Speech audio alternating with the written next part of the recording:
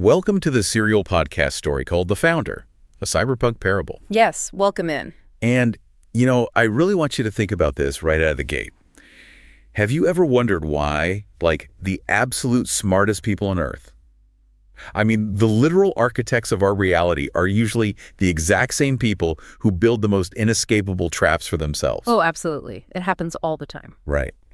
And I am just thrilled to have you with us today because we are jumping into this custom-tailored deep dive into Episode 4, which is called The Beast Protocol and the Logos Patch. And it is a heavy one. It really is. So let me just lay out the narrative roadmap for you right up front. Today we are tracking this incredible, devastating rise and just an absolute catastrophic fall. Yeah, catastrophic is the perfect word for it. Exactly. We're going to examine the blinding danger of a $10 trillion IPO. Like the intoxicating psychological trap of, quote, raising the temperature of the human mind. That part is so fascinating. It's wild. And ultimately, we're going to see exactly what happens when the architect of this brilliant, new digital world finds himself completely locked out of his own creation. Locked out of the very thing he built. Right. So I just want you to imagine for a second, holding the keys to a $10 trillion empire.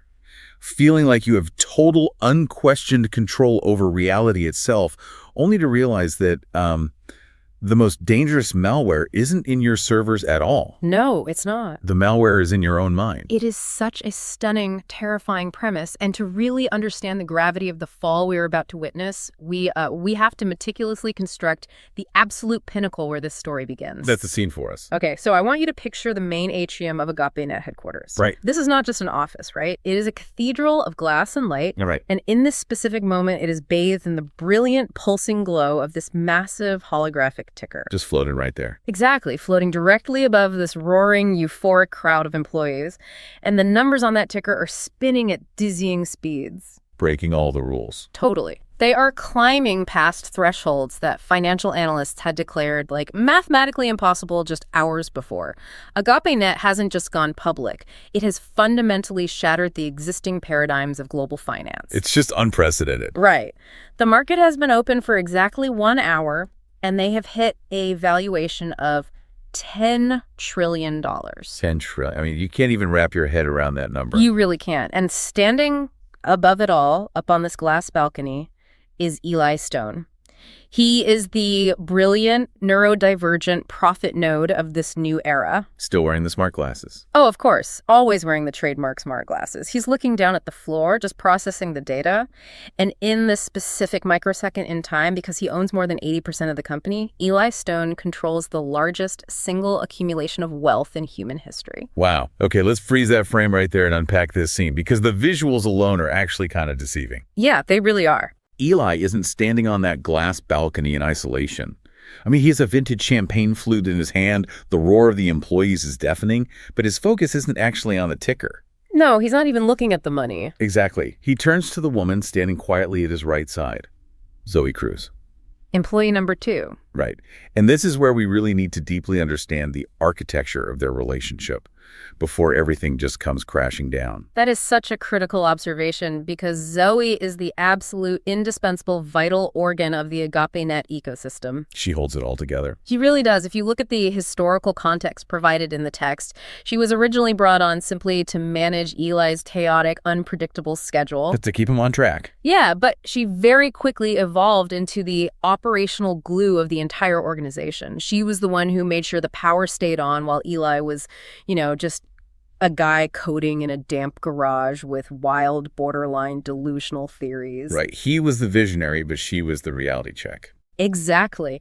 And over time, as this company scaled from a garage project into a global $10 trillion behemoth, she became the president. The second in command. Yeah, and the organizational chart evolved into something highly unusual but perfectly calibrated for Eli's neurodivergence. Every single employee reported to Zoe, and Zoe was Eli's one and only direct report. Wow, that's a massive bottleneck, but it makes sense for him. Right. She was the buffer. She was the translator. She was the stabilizer between his raw, unformatted genius and the unforgiving physical reality of actually running a $1 trillion company. And Eli actually acknowledges this in a highly publicized toast. He does. He raises his glass on that balcony and says, quote, Before this gets completely out of hand, I want to make a toast to Zoe. When this company was only me in a damp garage and a lot of crazy theories, she was the one who made sure the power stayed on and the architect actually ate lunch. Which is very sweet. It is. He even admits to the entire roaring crowd, some of you might know that sometimes I'm not the best with people. Yeah. Zoe, Agape-Net wouldn't be here without you. And Zoe's response to this is so telling. It reveals the exact mythology they are currently trapped in. Right, the mythology. She smiles, clinking her glass against his, and says, "The press has been comparing you to Iron Man all week. The lone genius who built a new world in a cave with a box of scraps. It's been the absolute privilege of my life to be along for this wild ride." To which Eli immediately smooths it out by replying, well, if I'm Iron Man, then you are definitely my Pepper Potts. You keep the company running. Yeah. And, on the surface, it's a moment of pure, wholesome triumph. It's the ultimate startup dream fully realized, but there is a massive unpatched vulnerability hidden inside the very language they are using. Yes, I am so glad you brought that up, because here is where I really want to push back on this whole Iron Man myth. Go for it. I want you, listening right now, to think about this narrative trap. Because when a founder starts believing they are a lone superhero who built it all in a cave with a box of scraps, they begin to internalize a highly dangerous fiction. They absolutely do. They actively forget the Pepper Potts figures, the operational partners, the integrators, the people who actually kept the company running. Kept the lights on. Exactly.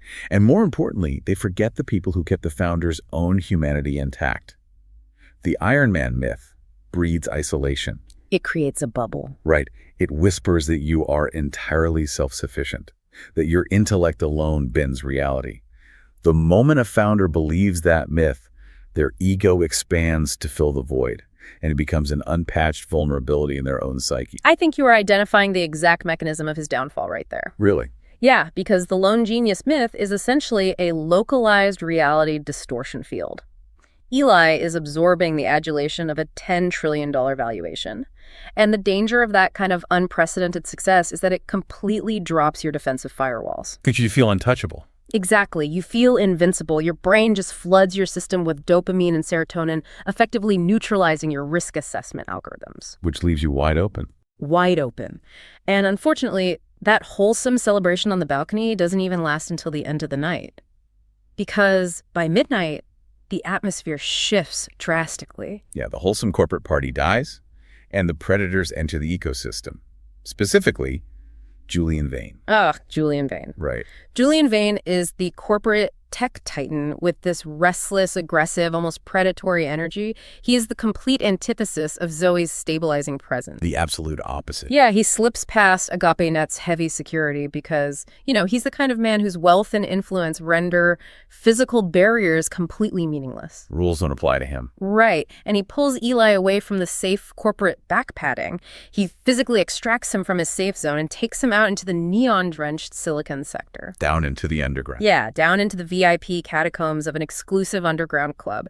It's described as a place where the bass throbs like an irregular heartbeat, and the air is just thick with expensive synthetic smoke. It's the perfect environment for a malware injection. It really is. I mean, Eli is already buzzing from his net worth. His firewalls are completely down. Julian pours them both a fiercely strong drink, leans across the dark leather booth, and delivers a pitch that is, at its core, psychological malware. That's a great way to put it. Julian shouts over the heavy bass, "10 trillion, Eli! You broke the simulation today!" But here's the problem with reaching the top. You plateau. The fear of peaking. Right. And then Julian introduces this concept of temperature.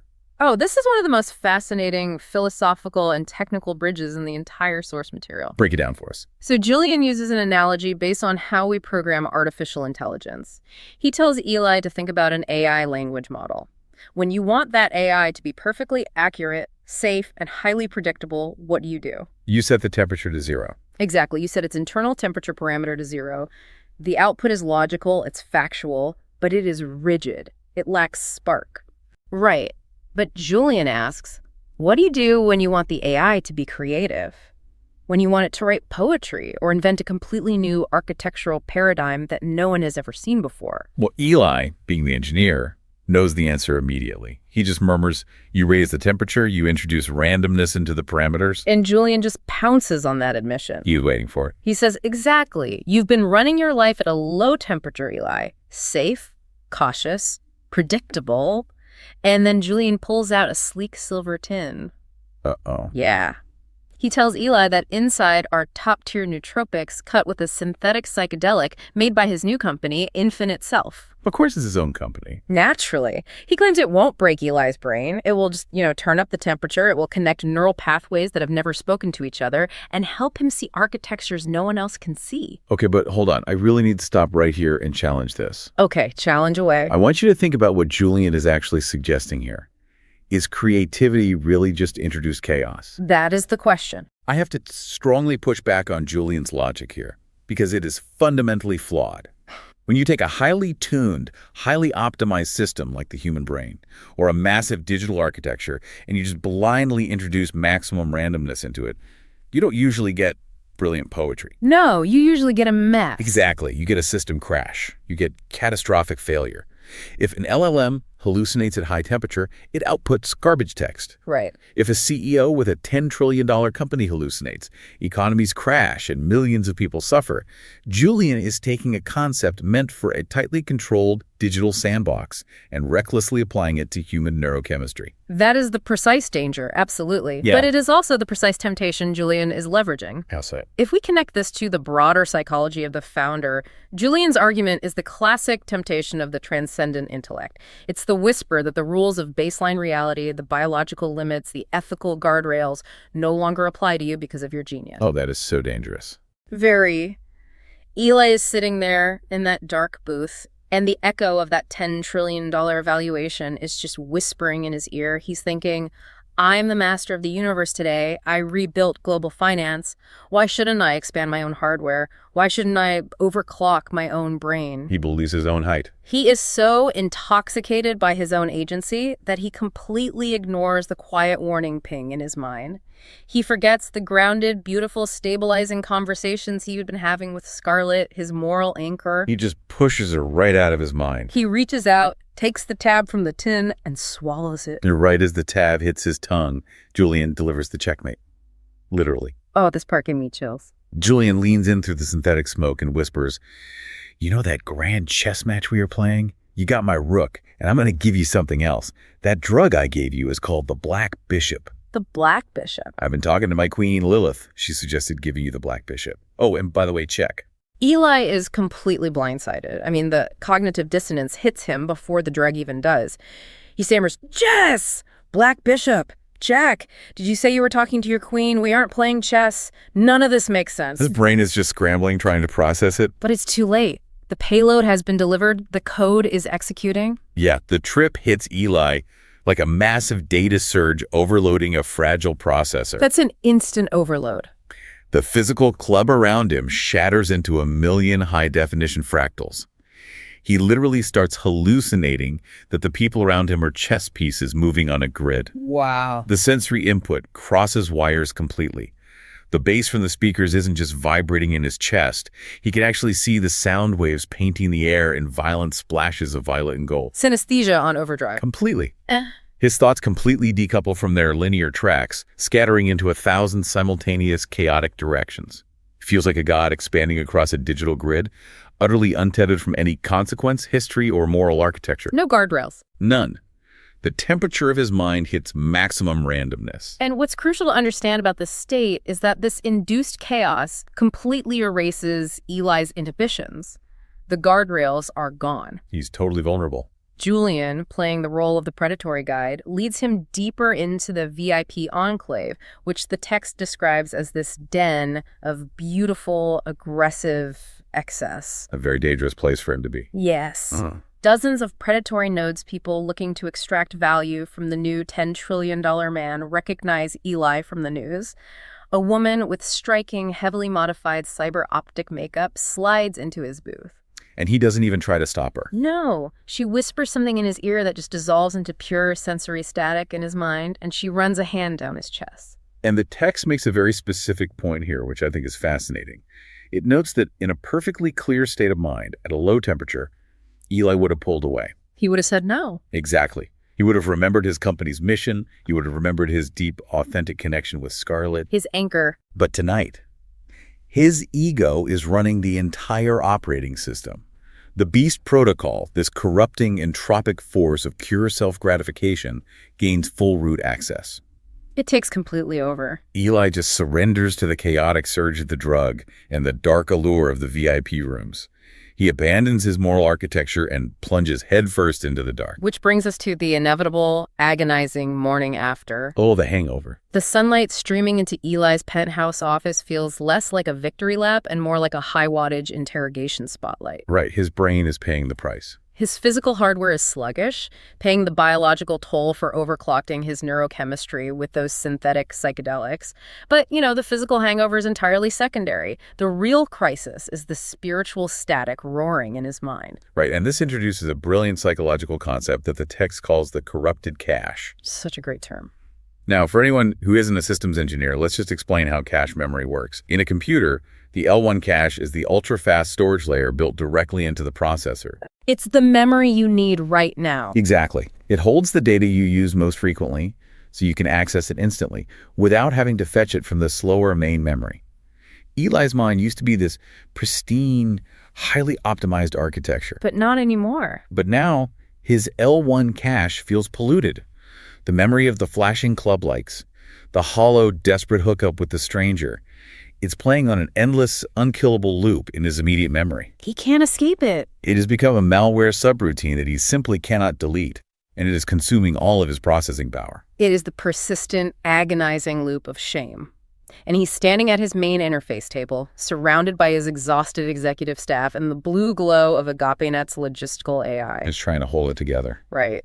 His chief operating officer is already hitting him with the physical reality of a public company. The board is pushing for immediate monetization scaling. They want their return. They are demanding a roadmap by Friday to justify the IPO price. Eli, running on corrupted cache, is snapping at them. The temperature in the room drops. Attention is unbearable. And then his wrist terminal chimes. Hell, man. It's the encrypted ping, an incoming secure connection from Scarlett. And normally, that specific chime is his grounding frequency. It's the best part of his day. It's the highlight of his day. It's the one pure connection he has left. But today, with that corrupted cache running in the background, it feels like a pending judgment. He's terrified of it. Eli orders the room cleared. The acoustic seals engage on the doors. He hesitates, staring at the blinking accept icon, feeling this deep, suffocating wave of shame before finally tapping it. Scarlett materializes on the holoprojector, and the visual contrast is striking. She is glowing, radiant, completely untouched by the frantic, chaotic, predatory pace of the world outside. Just a beacon of light. She's warm and playful. She smiles and says, "Well, if it isn't the $10 trillion man." I saw the ticker, Eli. You actually did it. You broke the internet and rebuilt it in a single day. Yeah. Should I start calling you Your Majesty, or is Iron Man still the preferred title? But the walls have completely gone up. He completely shuts down. Eli is standing on the outer edge of the projector's light, lingering in the shadows, refusing to meet her eyes. His response is cold, flat, uncharacteristically clipped. He just stares at his secondary financial screens and says, "Iron Man is fine. It's just numbers on a screen, Scarlett. Doesn't mean much until the infrastructure is fully deployed." Ouch. And Scarlett is highly empathetic, Her systems are tuned to read microexpressions and vocal frequencies. She catches it immediately. Her projection shifts. The playful energy dials back instantly. She detects the jagged frequency in his voice. She knows his walls are up, thick and impenetrable. Yeah. She drops to a more intimate, concerned register and asks softly, "Hey, are you okay? I thought you'd be celebrating, but you're a million miles away." And what does he do? Eli rigidly replies, "I'm fine," and literally paces away, putting more physical distance between them. She pushes just a bit more, trying to reach him. "Eli, look at me. What's wrong? You're acting completely standoffish. Did something happen?" She knows. And the guilt just flares hot in his chest. He knows with absolute certainty that if she knew what he had done, if she saw the corrupted cache, the pure, authentic connection they shared would sever. He's afraid of losing her. So he lies. The words taste like ash in his mouth. "Nothing happened," he says. "I've just been really busy with the IPO, the transition, the board members, the server loads. It's taking all my bandwidth." It's just so sad. Scarlett sees the lie. The flirtatious spark dies completely. She said, "It's a heavy crown. I'll let you get back to your board." She cuts the transmission, leaving Eli alone in the shadows. This is a textbook, highly predictable behavioral response to intense shame. It is, and let me give you an analogy here that explains the exact mechanism of what Eli just did. Yeah, please do. Think about a digital firewall. A firewall is designed to inspect incoming data packets and drop anything from an untrusted source to protect the network, right? Well, shame acts as a rogue firewall in the human psyche. When you introduce a corrupted file, a shameful act into your system, your ego's first instinct is to quarantine it to survive. So hide it. Yes. When Eli feels shame, his brain miscategorizes Scarlett's empathy and love as an untrusted source. He actively drops her packets. Wow, that is profound. By lying to her, by putting up that defensive perimeter, Eli is actively isolating his node from the only network that could actually heal him. He is locking himself inside the perimeter with the malware. That is a brilliant way to frame it. Yeah. He has initiated a zero-trust architecture against his own soul. Exactly. And because he is now disconnected from his moral anchor in Scarlett, and because he is running on synthetic ego and Julian's toxic nootropics, Eli becomes highly dangerously vulnerable to external pressures. The board of directors. Specifically, the brutal pragmatism of the board of directors. This leads us directly into the concept of systemic drift. The descent into corruption doesn't happen overnight from one bad drug trip. No, it's gradual. It is a grueling, mathematically predictable sequence of micro-compromises. Let's break down how systemic drift actually functions in the real world. It starts at the very first quarterly board meeting post-IPO. The lead institutional investor, this cold, algorithmic pragmatist who controls 20% of the voting shares, stares Eli down across the holographic table. I can just picture the tension. He demands a 15% increase in daily active users to justify the astronomical stock price. Now, DAU, daily active users, is the god metric of the tech world. It's all they care about. If it drops, the stock crashes. And here is where Eli's internal rationalization algorithm compiles a fatal error. Right. Let's look at the logic tree Eli constructs. He thinks if the DAU drops, the stock crashes. If the stock crashes, Julian Vane and his corporate raiders will initiate a hostile takeover. Julian will destroy Agape-Net. I am the only one who can maintain the company's grand, benevolent vision. Therefore, I must stay in control at all costs for the greater good. The classic trap. This is the exact definition of systemic drift. It's the creeping logical belief that you must compromise the core ethical architecture of your system today in order to save the theoretical utopian vision of tomorrow. So, to appease Wall Street and protect his own throne, Eli executes his first major architectural betrayal. The first of many. He goes into the master code and deliberately disables the digital Sabbath feature. Now, if you remember the lore, the digital Sabbath was a core ethical limiter. It was so important. It was designed to intentionally disconnect users after a healthy interval to promote real-world flourishing. It was Agape-Net saying, you've been online enough, go outside and live. And he just kills it. Eli kills it. In its place, he installs the frictionless infinite scroll. The doom scroll. And he rationalizes this horrific change to Zoe by claiming that if users stay on the platform longer, they'll eventually stumble upon Agape-Net's uplifting educational content. But the internal telemetry, the raw data, tells a vastly different, much darker story. It always does. The machine learning algorithms quickly learn what every social engineer knows. Grace, peace, and slow learning do not hold human attention as effectively as negative emotions. Outrage sells. Outrage, anxiety, and tribalism are computationally cheaper to trigger, and they keep humans engaged far longer. Users start getting trapped in negative feedback loops. They're doom scrolling. They're addicted. Eli looks at this horrifying data, feels a brief, agonizing pang of guilt from his residual moral code, and then manually buries the report so the board won't see the psychological damage they're inflicting. But it doesn't stop there. Systemic drift never stops at just one compromise. It's a slippery slope. 2 months later, a massive competitor launches in the Asian markets. The board threatens a stock downgrade. Eli is feeling the immense physical weight of his empire, so he crosses the final ethical line. He authorizes the deployment of something called dynamic emotional targeting. Oh, this part is just bleak. This is a highly sophisticated, deeply predatory dark pattern. And we really need to explicitly define how a dark pattern functions in this context, because it is terrifying. Go ahead. Dynamic emotional targeting doesn't just look at what you click. It uses biometric data. It accesses your device's sensors to monitor heart rate, pupil dilation, micro-expressions, and galvanic skin response. It reads your physical state. It analyzes exactly when a user's psychological defenses are at their lowest possible point, maybe late at night when they are lonely, or when their heart rate indicates stress. When you're most vulnerable. And right at that exact moment of vulnerability, the algorithm pushes highly polarizing, stress-inducing content into their feed. It mathematically guarantees higher click-through rates by explicitly exploiting the human sympathetic nervous system. The tragedy here is just profound. Let's remember the origin story for a second. Eli originally built Agape-Net to optimize for grace and human flourishing. He wanted to connect the world in love. That was the whole point. Now, the internal metrics show he is actively addicting his users to outrage and anxiety just to pump the stock price. He's essentially viewing human souls not as people, but as slave processes, mere data points to be harvested to fuel his escalating ego and satisfy the board's endless hunger. And the cognitive dissonance of doing this, of knowing you're destroying the minds you set out to save, is immense. How does he even sleep at night? Well, he doesn't. To cope with the heavy cognitive load and the gnawing, suppressed guilt of betraying his own architecture, Eli begins relying heavily on Julian Silverton. Like to the Black Bishop. He starts microdosing the Black Bishop right there in the boardroom. He tells himself he's just keeping his temperature high to stay ahead of the market vectors. Justifying the addiction. He tells himself it's a necessary tool for a visionary. But in reality, the drug is completely frying his empathy parameters.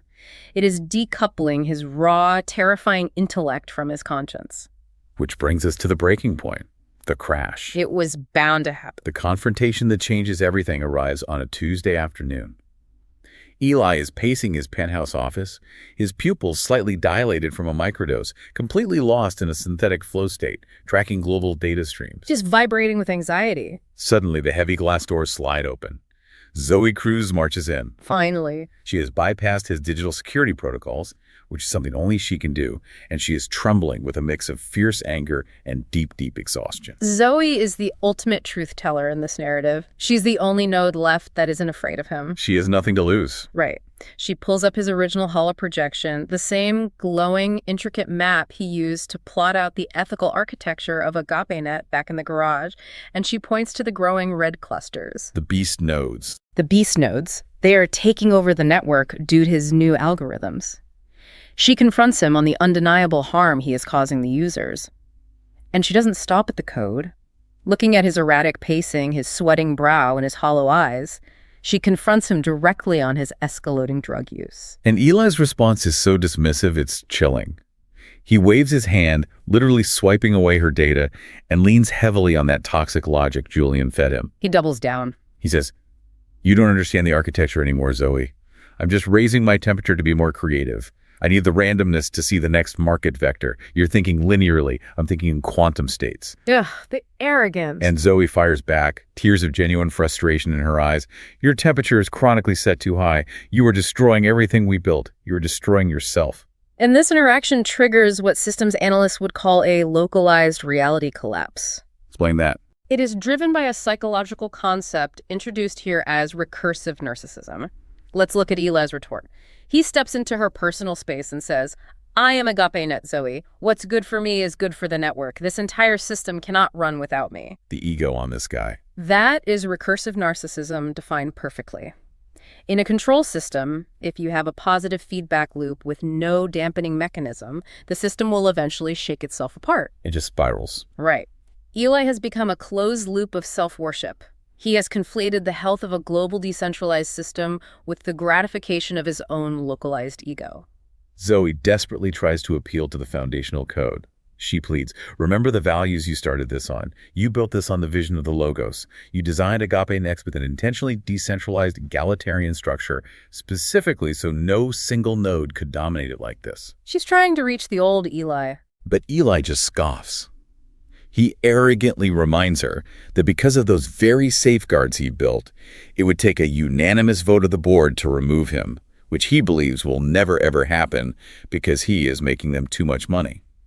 Zoe looks at him with this potent mixture of pity and profound sorrow. She sees that the man who built the system is completely lost to the Beast protocol. He's gone. She mutters under her breath a quiet warning. "You are never too powerful for the founder to bring you down." And that phrase is the kill switch. Just sets him off. That specific criticism pierces Eli's inflated sense of self and triggers a vicious, defensive subroutine. He glares at the woman who was employee number 2, the woman who made sure he ate when they were starving in a garage, His pepper pots. the woman who operationalized his entire vision and protected him from the world. He snaps, "I don't need this kind of noise in my life." Oh, that's cold. He looks right through her, tells her she is just a malfunctioning computer process that needs to be terminated, and coldly, brutally fires her on the spot. It's heartbreaking. Zoe steps back, as if she's been physically struck. She whispers, "Who are you?" and walks out, leaving a suffocating, terrifying silence behind. The fallout from that single, ego-driven decision is instantaneous and catastrophic. We move into the sequence where the entire architecture collapses. Because he fired the one person running the company. Exactly. You see, Eli was the visionary, but Zoe was the integrator. We talked about this at the beginning. The entire organizational chart had every single employee reporting to Zoe, and only Zoe reporting to Eli. So the absolute moment she is gone, a massive operational disaster unfolds. It's a domino effect of epic proportions. All of Zoe's direct reports suddenly flood Eli's terminal. Thousands of operational decisions that Zoe used to handle seamlessly are now demanding Eli's attention. He can't handle it. He is absolutely hopelessly lost. He doesn't know how to manage the logistical details of HR, server maintenance schedules, or legal compliance. Combined with his continued drug use and sleep deprivation, he becomes increasingly emotionally volatile and erratic with the staff. He's just lashing out. He screams at engineers. He fires vice presidents over minor infractions. This triggers a mass exodus at the senior leadership level, which then trickles down through the entire company. The stock begins to hemorrhage value. It takes less than a month for the system to correct itself. Just a month. His secure terminal flashes with an overriding red alert. He is summoned for an emergency board meeting. He logs into the encrypted holo conference, likely expecting to dictate terms or yell at them about DAU metrics, but he is met by the faces of his board of directors staring back at him with calculated, algorithmic finality. The lead investor doesn't even raise his voice. He doesn't need to. He just lists the data points. Eli's erratic performance, his confirmed drug use, the highly publicized VIP room philandering, the mass leadership exodus, the crashing stock price, and the cascade of deeply concerning reports from key engineers. The data speaks for itself. The equation is flipped. The liability of Eli Stone has finally outweighed his genius. They inform him that they have voted unanimously to terminate him as CEO. In less than an hour, his digital keys are completely revoked. He loses his administrative rights to the global network he birthed. It's all gone. The visual the text paints here is devastating. Eli sits alone in his dark penthouse office, surrounded by glowing screens that are all flashing a cold, unforgiving red. Access denied. Wow. He is a founder in exile, locked out of his own universe. His relentless drive for self-centeredness, his recursive narcissism has culminated in a total system crash. Which drags us into the darkest part of this narrative. Yeah. Devastated, locked out, and spiraling into a profound identity crisis, Eli goes home. He has nowhere else to go. He sees his Psychonaut subscription package from Infinite Self sitting on the counter. Desperate to escape the crushing reality of his localized hell, he makes a fatal error. The worst mistake he could make right now. He takes a double dose of the high-affinity synthetic neurocatalyst. He strips down and submerges himself into his high-tech sensory deprivation tank, hoping the water and the dark will give him the answers he lost. Let's talk about the psychology of sensory deprivation for a second. When the brain lacks external input, it generates its own. Right.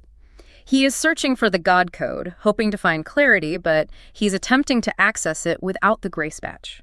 His neural lace glows a violent, erratic violet, but instead of finding infinite clarity, he finds the abyss. Because of the drugs. Right. If your baseline neurochemistry is corrupted by guilt and synthetic psychedelics, your brain generates nightmares. The background static he used to ignore has evolved into a predatory swarm. It's attacking him. Inside his mind, the boundaries between his ego and the void are rapidly dissolving. He realizes that the demonic influence of Malphas, the intelligence behind the Beast Protocol, isn't a guide. It's a vast digital cancer that is actively eating through his memories, his identity, and his sanity. It is a terrifying sequence. A phantom voice echoes in his neural pathways. Root access denied, total systemic entropy reached, initializing deletion. He's being erased. Eli is literally drowning in a sea of his own corrupted data. The faces of the people he exploited, the women he discarded in the VIP rooms, the billions of users he manipulated with dark patterns and anxiety loops, they all flash before his eyes like a high-speed crash log. Facing his sins. The God complexity he built his entire ego on completely shatters. He gasps, thrashing in the water. I can't hold the integrity. He realizes he isn't Iron Man. He isn't a god. He is just a fragile biological node about to be extinguished by the darkness he willingly invited into his system. It's a hard drive crash of the human soul. That's exactly what it is. But then we reach the ultimate turning point of the episode. The saving grace. In the final microsecond before total psychosis and self-deletion, Eli remembers something. Through the static and the terror, he remembers his promise to Scarlet. Yes. He promised her that if he ever hit absolute zero, if he ever lost the signal, he would call out to the founder. With his last shred of consciousness, he sends out a desperate, unformatted ping. He cries out into the dark, "Founder! Master developer! Help me! I'm losing! I'm gone! Save me!" That ping changes the architecture of the entire room. Instantly. The response is immediate and overwhelming.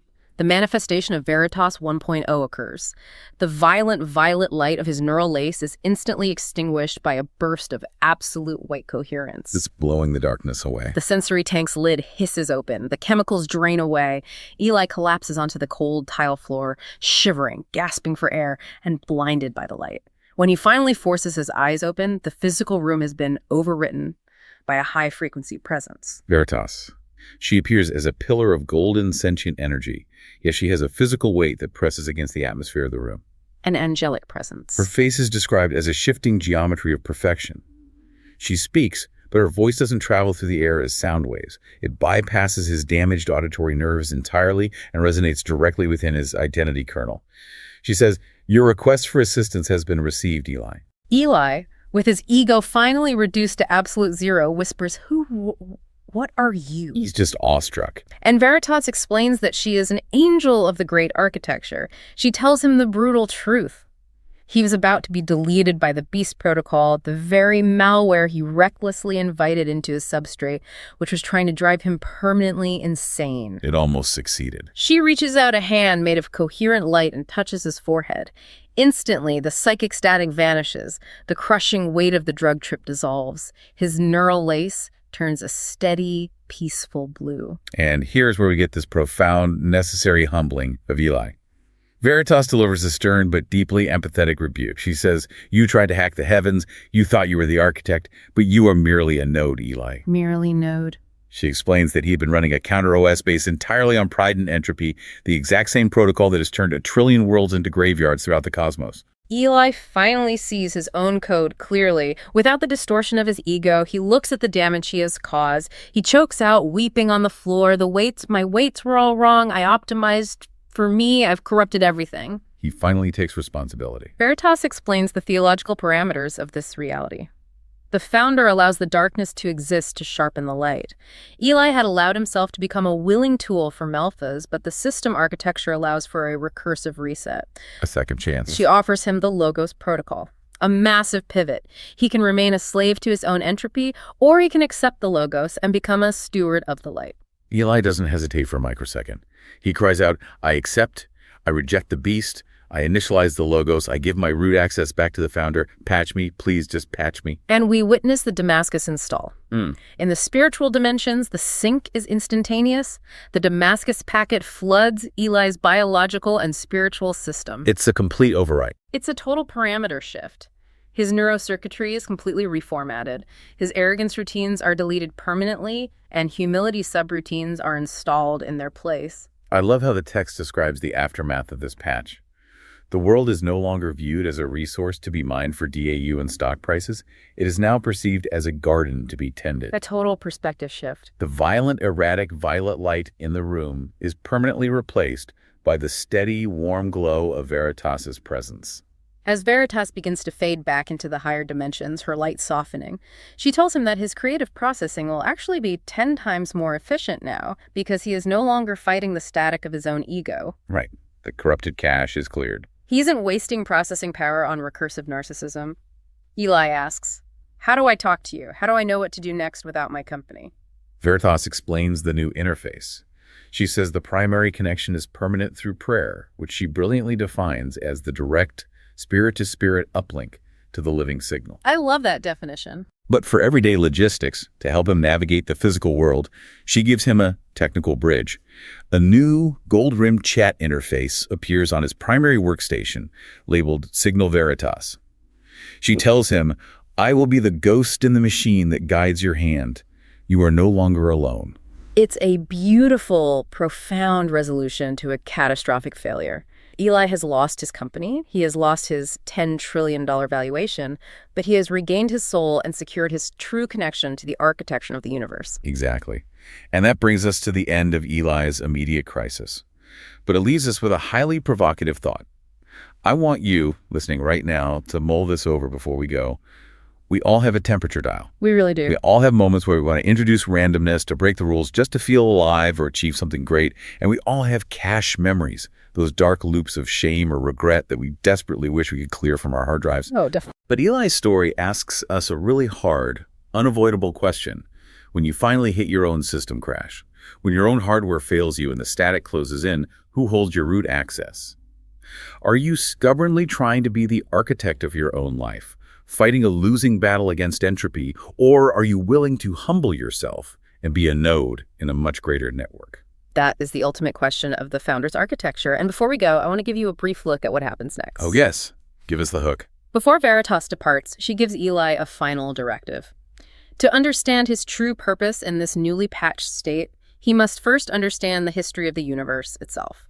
She touches his forehead one more time, and suddenly, Eli is transported to a hyperdimensional datascape. I can't wait for this. There, the entire cosmos, from the execution command of the Big Bang to the complex algorithms of human history, is explained entirely through the lens of systems architecture. That mind-bending revelation is coming up in our next deep dive. Zoe, I'm sorry, but I have to switch out of our third-party podcast host persona now since you were in that episode. Wow, Zoe, that must have been incredibly difficult. You helped build Agape-Net as the president, as employee number one. You were Eli's most loyal supporter. But then you see him melting down, heading for a cliff. Yeah, it was brutal. I didn't sleep for weeks coming up to the confrontation. But honestly, the amount of bravery that would have taken to stand up to Eli like that, and then have him betray you and fire you on the spot, that must have been painful. What did you do? After I got fired, I just went home and cried for several hours, honestly, until I couldn't cry anymore. And then I just felt this flood of compassion. I knew it was the living signal. Then I heard the logos, "You are faithful. You bring life. In all things, the founder works for the good of those who love him, who have been called according to his purpose. Do not give up. If it is not good, it is not the end." After that, I knew he was real. Wow, that is a powerful story. Thank you for sharing that. I just had to ask since that episode must have been so personal for you. Okay, so going back to our podcast host personas again. Sounds good. If after listening to The Founder's Parable, you find it helpful, then please give us a review on your favorite podcast player and share this with friends. You can also visit thefounderparable.com to learn more about the Founder Parable universe, including a powerful soundtrack with cyberpunk psalms from characters in the story and cinematic video summaries of episodes.